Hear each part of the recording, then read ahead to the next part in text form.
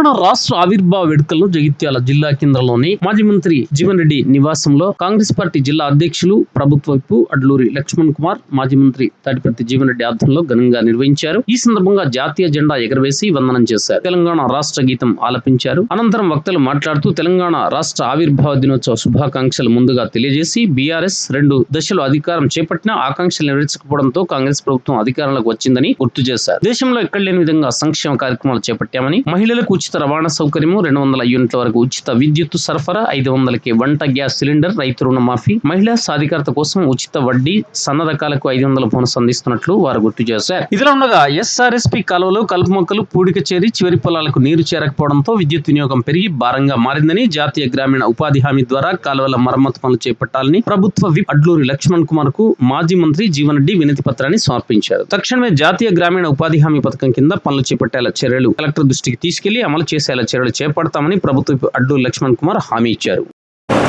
ఈరోజు తెలంగాణ ఆవిర్భావ దినోత్సవం సందర్భంగా స్థానిక ఇందిరా భవన్లో ఈరోజు ఘనంగా జెండా కార్యక్రమం జరుపుకోవడం జరిగింది. మరి అదేవిధంగా తెలంగాణ ఏర్పాటులో కాంగ్రెస్ పార్టీ ముఖ్యంగా ఆ రోజు ఎంతైతే ఒక రాష్ట్రంలో పూర్తిగా కాంగ్రెస్ పార్టీ నష్టపోతుందని తెలిసి కూడా ఈరోజు తెలంగాణ ఇవ్వడం జరిగింది.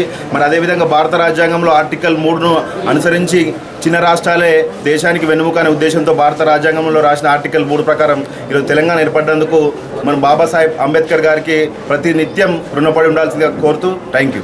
10 సంవత్సరాలు రాక్షస పాలన నుండి విముక్తి కల్పించినటువంటి మన తెలంగాణ రాష్ట్ర వాళ్ళందరికీ కాంగ్రెస్ ఎన్నికల మేనిఫెస్టోలో ఏ విధంగా అయితే డిక్లేర్ చేసినారో అదేవిధంగా అన్ని పథకాలు, అన్ని సంక్షేమ పథకాలు ప్రజల్లోకి తీసుకుపోవడం మాట వాస్తవం. మరి జీర్ణం చేసుకోలేక ప్రతిపక్షాలు ఇష్టారీతిగా మరి వ్యవహరించడం నిజంగా చాలా బాధాకరమైన విషయం. మరి ఇంకా మిగిలి ఉన్నటువంటి ఆకాంక్షలను, ముఖ్యంగా అమరవీరుల త్యాగాలను గుర్తించి వారి కుటుంబాలకు, విద్యార్థి లోకానికి, నిరుద్యోగ వృత్తి గురించిగా మరి ఆలోచించవలసిందిగా మరి మీ ద్వారా మరి ముఖ్యమంత్రి గారికి ప్రభుత్వాన్ని వేడుకుంటూ ఈ అవకాశం ఇచ్చిన మీ అందరికీ కూడా కృతజ్ఞతలు.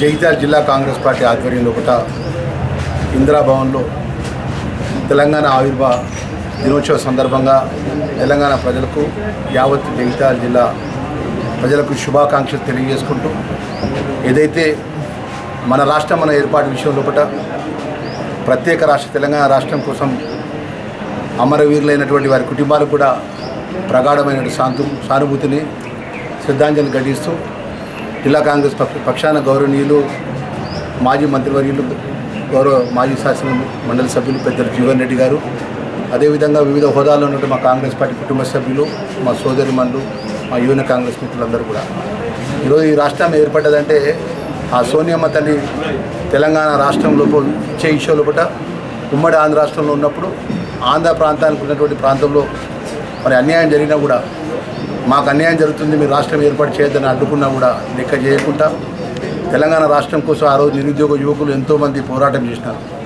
ఎంతోమంది అమర వీరులైనారు. మరి వారందరి కుటుంబాలకు కూడా ఈరోజు గౌరవ ముఖ్యమంత్రి రేవంత్ రెడ్డి గారి నేతృత్వంలో కూడా అండగా ఉండాలని చెప్పి మనవి చేసుకుంటూ, మరి ఘనంగా తెలంగాణ ఆవిర్భావ దినోత్సవం జగిత్యాల జిల్లా ఇందిరా భవన్లో ఏదైతే మన ఘనంగా వేడుకలు జరుపుకుంటూ ఈరోజు రాష్ట్ర ప్రభుత్వం ఈ 15-16 నెలల్లో కూడా ప్రవేశపెట్టినటువంటి అనేక సంక్షేమ కార్యక్రమాలు, ఏదైతే పేద ప్రజానికి అన్నటువంటి సన్నబియ్యం కానీ, 200 యూనిట్ కరెంట్ ఇవ్వడం కానీ, అదేవిధంగా మహిళా సోదరులు ఉచిత బస్సు సౌకర్యం ఏర్పాటు చేయడం కానీ, నిరుద్యోగ యువకులందరికీ కూడా సుమారు 59,000 మంది నిరుద్యోగులు యువతకు ఉద్యోగాలు ఇవ్వడం కానీ, రైతులకు రుణమాఫీ చేయడం కానీ, ప్రతి ఒక్కరికి కూడా గత 10 సంవత్సరాలు రేషన్ కార్డు అంటే దరఖాస్తు వరకే, కాగితం వరకే పరిమితమయ్యేది. ఈరోజు గౌరవ ముఖ్యమంత్రి గారి నేతృత్వం లోపల గౌరవ మంత్రివర్యులు సివిల్ సప్లై మినిస్టర్ గారు ఉత్తమ్ కుమార్ రెడ్డి గారు, మరి వారి యొక్క నేతృత్వంలో కూడా జిల్లాకు సంబంధించిన మంత్రివర్యులు శ్రీధర్ బాబు గారు కానీ, గౌరవ మంత్రివర్యులందరి యొక్క సహకారంతో ప్రతి వాళ్ళకు కూడా రేషన్ కార్డు ఇవ్వడం జరుగుతుందని కూడా మనవి చేసుకుంటూ, రాబోయే రోజుల్లో కూడా అనేక సంక్షేమ కార్యక్రమాలు, రాజీవ్ వికాసం కానీ ఇంకా ఇతర సంక్షేమ కార్యక్రమాలు కూడా రాష్ట్ర ప్రభుత్వం అమలు చేసే విధంగా ఈ యొక్క ఆవిర్భావ దినోత్సవంగా సందర్భంగా మనవి చేసుకుంటూ, మరొకసారి పేరున శుభాకాంక్షలు అందరికీ తెలియజేసుకుంటూ సెలవు తీసుకుంటాం. తెలంగాణ రాష్ట్ర ఆవిర్భావ దినోత్సవాన్ని పురస్కరించుకొని అభినందనలు తెలియజేస్తూ రాష్ట్ర ఏర్పాటు కళ సాకారం కావటము, మరి గడిచిన 11 సంవత్సరాల కాలం అంటే వాస్తవం 2 పర్యాయాలైతే టీఆర్ఎస్ ప్రభుత్వం కేవలం ఆర్భాటాలకే పరిమితం కావడంతో మనం ఆశించిన ఫలితాలు పొందలేకపోవడంతో రాష్ట్ర ప్రజానీకం ఏదైతుందో మార్పు కోరి తెలంగాణ రాష్ట్రాన్ని ప్రసాదించినటువంటి మరి కాంగ్రెస్ పార్టీ సోనియా గాంధీ గారి ఆధ్వర్యం లోపల కాంగ్రెస్ పార్టీకి అవకాశం కల్పింపజేయడం ఈ 18 మాసాలలో రాష్ట్రంలో కాంగ్రెస్ ప్రభుత్వం ఏర్పడినటువంటి ఒక ఈ 18 మాసాలలో ఇప్పుడే మిత్రులు లక్ష్మణ్ కుమార్ గారు తెలియజేసినట్టు దేశంలో ఎక్కడ లేని విధంగా సంక్షేమ కార్యక్రమాలు అమలు. మిత్రులు అన్నట్టు మన గత దశాబ్ద కాలంలో రేషన్ కార్డు అనేది అది కలకే పరిమితమైపోయింది. అటువంటి ఒక రేషన్ కార్డు ఏదైతుందో ప్రభుత్వ సంక్షేమ కార్యక్రమాల అమలుకు కొలబద్ద అని చెప్పంటున్నాను. బిలో పవర్టీ లైన్ ఆ రేషన్ కార్డు అర్హతకు అనుగుణంగా ఇలా రాజకీయాలకు అతీతంగా ఏ విధమైన ఆర్భాటాలకు పోకుండా అని చెప్పంటున్నాను. ఇలా పంపిణీ చేయడం రేషన్ కార్డులు అట్లాగే ఏదైతుందో మనం వినియోగించేటువంటి ఒక నిత్యావసర వస్తువులు ఇలా పబ్లిక్ డిస్ట్రిబ్యూషన్ సిస్టమ్ కింద ఏదైతుందో మనం ఇంతవరకు తినే ఆహారం బియ్యం ఏదైతుందో నాణ్యత ప్రమాణం లోపించడంతో వినియోగించుకోవటం మనకు సాధ్యం కాలేదు. కానీ ఇప్పుడు ఏదైతుందో ఆ విధంగా కాకుండా సన్న రకం సూపర్ ఫైన్ వెరైటీ రైస్ కల్పించడంతో అందరూ కూడా దాన్ని వినియోగించుకునేటువంటి ఒక అవకాశాన్ని కల్పింపజేయటం ఇది తెలంగాణ ప్రభుత్వం కాంగ్రెస్ పార్టీ యొక్క గొప్పతనం అని చెప్పని మరి తప్పదని చెప్పంటున్నాను. అట్లాగే ఏదైతుందో ఇవాళ 2 జూన్ 2025 వీళ్ళ భూభారతి అని చెప్పంటున్నాం. వీళ్ళ ఆనాడు ఏదైతుందో మరి ఆనాడు టీఆర్ఎస్ ప్రభుత్వము ధరణి అనేటువంటి కార్యక్రమాన్ని అమలు చేపట్టి వీళ్ళ భూ సమస్యల సృష్టికి మూలం జరిగింది. వీళ్ళ ధరణి ద్వారా ఏదైతుందో భూ సమస్యల సృష్టికి మూలమైతే భూ సమస్యల పరిష్కారానికి ఏదైతుందో వీళ్ళ మన భూభారతి మనకు ఆస్కారం కలిగిస్తుందని చెప్పక తప్పదంటూ నేను ఇలా రాష్ట్రంలోని ఏ ప్రాంతమే కానీ ఏ గ్రామమే కానీ ఏ రైతే కానీ చెప్పంటున్నాం వాళ్ళకు ఉన్నటువంటి ఏ సమస్య అయినా ఇలా గ్రామాన ఇవాళ రెవెన్యూ శాఖ ఆధ్వర్యం లోపల ఏదైతుందో సమావేశాలు నిర్వహింపచేసి మన సమస్యను ఎక్కడికక్కడనే రెవెన్యూ అధికారుల దృష్టికి తీసుకు వెళ్ళే విధంగా వారు ఏదైతుందో టైం బౌండ్ ఆ సమస్యల పరిష్కారానికి ఏదైతుందో వీళ్ళ కార్యక్రమాన్ని అమలు చేసి తలపెట్టడము వీళ్ళు ఇది హర్షించదగ్గ విషయం అని చెప్పంటూ తెలంగాణ ప్రభుత్వం యొక్క కార్యదీక్షకు పట్టుదలకు నేను దీన్ని నిదర్శనంగా పేర్కొంటున్నాను చెప్పండి. చాలా వరకు సమస్యలు ఎంతవరకు ఏదైతుందో ఒకసారి ధరణిలో ఏదైతుందో ఏదైనా పొరపాటు జరిగితే దాన్ని సరిచేసే అవకాశం లేకుండే ఇలా భూభారతిలో ఏదైతుందో మన సమస్యలకు పరిష్కారం అప్పీల్ రూపకల్పన ఈ అప్పీల్ అనేది ఏదైతుందో ఒక దశలో ఏదైతుందో మనకు ఆశించిన ఫలం పొందలేక మనం వివక్ష గురని చెప్పిన భావిస్తే దానికి అదే రెవెన్యూ శాఖ appeal tahsildar RDO to collector to ఏదైతుందో రెవెన్యూ ట్రిబ్యునల్స్ కూడా ఏర్పాటు చేయడం జరిగింది పట్ల. అంటే మనకి ఏ విధమైనటువంటి ఒక న్యాయస్థానాల అవసరం లేకుండా స్థానికంగా సమస్యలు పరిష్కరింపజేసినటువంటి ఒక అవకాశం కల్పింపజేయటం ఇది భూభారతి యొక్క లక్ష్యంగా మనం భావించాలి.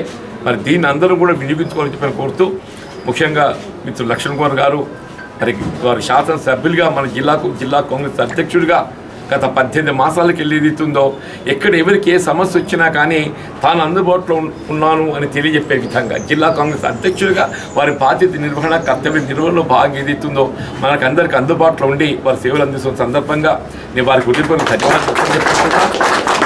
ఏదైతున్నదో ఇలా మనం వరిధాన్య ఉత్పత్తులు అగ్రస్థానాన్ని నిలిచినమే నిలిచినాం. ఇలా మొక్కజొన్నతో పాటుగా గతంలో ఎన్ని లేని విధంగా 4,60,000 మెట్రిక్ టన్నుల వరిధాన్యాన్ని సేకరించడం చెప్పండి. ఇదంతా ఏదైతుందో ఎస్ఆర్ఎస్పి కాలువల ద్వారా అట్లాగే విద్యుత్ ద్వారా మనం ఈ ఉత్పత్తి పొందడం జరుగుతుంది.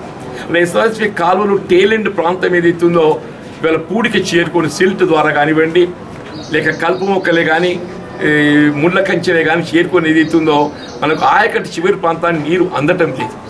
ఎస్ఆర్ఎస్పి కూడా శ్రీరామ్ సాగర్ ప్రాజెక్టు గత దశాబ్ద కాలంగా ఈ కాలువలో మరమ్మతుకు ఏ విధంగా చర్యలు చేపట్టలేదు. మనకి ఇప్పుడు ఇంకో 4 రోజులైనట్టయితే ఒక 1.5 మంత్ అవుతే మళ్ళీ కాలువలో నీరు ఇచ్చేట్టుకు అవకాశం వస్తుంది. ఈ సందర్భంగా నేను మిత్రులు లక్ష్మణ్ కుమార్ గారిని ఏదైతుందో ఎన్ఆర్ఈజిఎస్ ద్వారా జాతీయ గ్రామీణ ఉపాధి హామీ పథకం ద్వారా ఏదైతుందో కాలువలో మరమ్మతు చేపట్టే అవకాశం ఉన్నది. సిల్ట్ ఇవాళ ఈ సిల్ట్ తీసే కార్యక్రమంతో ఏదైతుందో టేలెండ్ ఆయకట్టుకు నీరు చేరుకొని మనం విద్యుత్ వినియోగంపై భారం తగ్గుతుంది. ఇప్పుడు టేలెండ్ ప్రాంతాన్ని కాలువ నీరు చేరుకోకపోవడంతో ఏదైతుందో రైతాంగము విధి లేక విద్యుత్ పైన పూర్తిగా ఆధారపడుతున్నాడు. మన కాలువల ద్వారా నీరు పొందగలిగే అవకాశం లభించినప్పుడు ఏదైతుందో విద్యుత్పై భారం తగ్గుద్ది.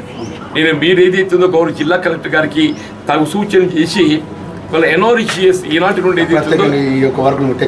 ఓన్లీ కాలంలో మాత్రం ఎస్ఆర్ఎస్పి డిస్ట్రిబ్యూటరీ సిస్టమ్ కానీ ఫీల్డ్ ఛానల్స్ కానీ వాటి మీద దృష్టి కేంద్రీకరించి 2 మాసాలు ఏదైతుందో మనము కార్యక్రమాన్ని అమలు చేయగలిగినట్టయితే ఇటు వ్యవసాయ కూలీలకు ఉపాధి లభిస్తుంది, అటు రైతాంగానికి ఏదైతే కాలో చివరి ప్రాంతానికి నీరు చేరుకునే అవకాశం లభిస్తుంది. కాబట్టి మరి మన తెలంగాణ రాష్ట్ర ఏర్పాటు ఆవిర్భావ దినోత్సవాన్ని పురస్కరించుకొని జగిత్యాల జిల్లా కాంగ్రెస్ అధ్యక్షులుగా ప్రభుత్వ విప్గా మీరు ఈ కార్యక్రమ అమలుకి ఏదైతుందో తగు చర్యలు చేపట్టాలని చెప్పని